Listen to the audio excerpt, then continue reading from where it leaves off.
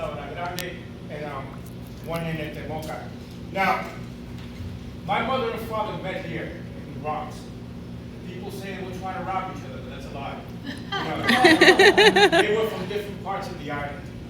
Okay, and culture was always strong in our home. My father played guitar and sang, my mother sang, there was a lot of aguinaldos, there were a lot of parrandas, a lot of traditional Puerto Rican food.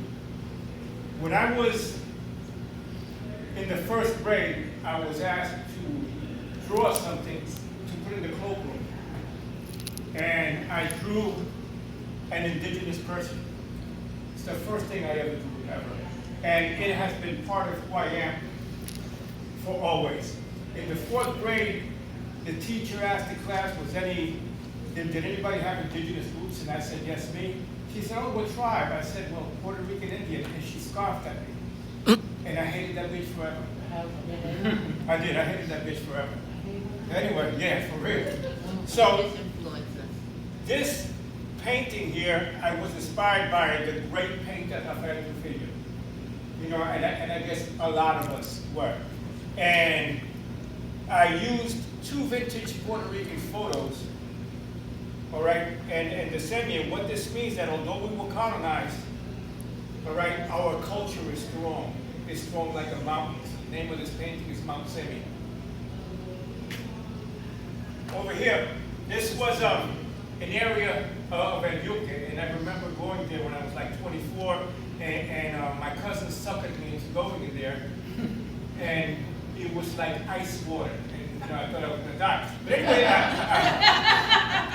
I was exhibiting at a place called Compton and Bodega at 23rd Street in Manhattan, and Iris Morales came and sat down and turned around, and this is what I saw. Wow. Yeah, because anybody that paints, when the inspiration hits you, you actually don't know when it's going to hit you or where it's going to hit you. You just over here, I had always wanted to paint something that symbolized our suffering. So I'm a photographer as well. I was photographing a christening, and this Mexican lady came with her daughter, and the daughter was crying, and that's what I saw. So anyway, if you look at the clouds with the skulls, if you look at all the way to the right, you're going to see the portrait of a demon. And of course, we have the flamboyant and the Tainos crying a tear of blood. All right, and I have been offered a whole lot of money for that painting, like a whole lot of money. But it's not for sale because I told my daughter that my grandson needs to inherit that. Not just for the painting, all right? So he could one day tell his kids about the Tainos. Because, we're losing the culture, and every chance I get, I talk about our culture.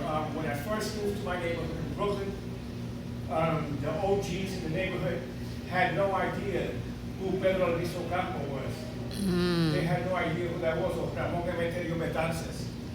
Or they knew jack shit about Tainos. So, so I took it upon myself and just to teach these older guys what they should have taught their kids.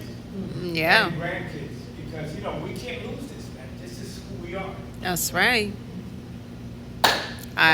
You're welcome.